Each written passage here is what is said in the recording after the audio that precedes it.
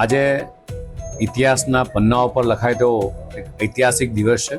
દેશના યશસ્વી પ્રધાનમંત્રી માન્ય નરેન્દ્ર મોદી સાહેબના ચૂંટાયેલા પ્રતિનિધિ તરીકે એમના કાર્યકાળમાં 12 વર્ષ પ્રધાનમંત્રી તરીકે એટલે 4399 દિવસનો એક રેકોર્ડ બ્રેક થયો છે.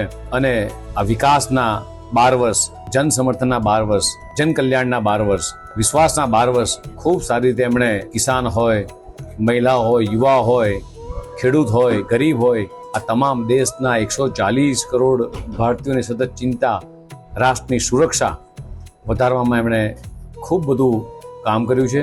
લગભગ 32 કરતાં વધારે દેશોમાં એમને ઉચ્ચ સન્માન મળ્યું છે.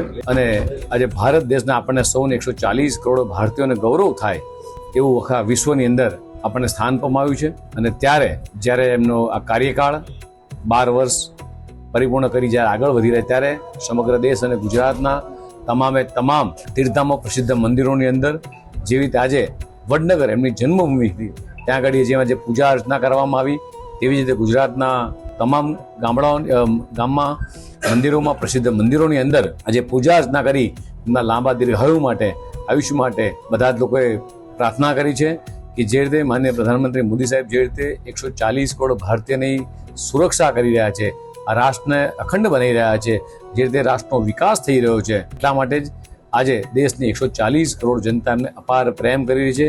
અને વિશ્વની અંદર પણ તમામ ભારતીયોનું સન્માન વધે એ રીતે જ્યારે કામ કરે ત્યારે આજે આપણે જોયું કે વડનગર ખાતે પણ જે રીતે આખો ઉત્સાહ જોવા મળ્યો છે. બધા જ લોકો હાથમાં દીવા લઈને જે રીતે હરકૃષ્ણ દાદાના ચરણોમાં પ્રાર્થના કરી છે સાહેબના દીર્ઘાયુ માટે.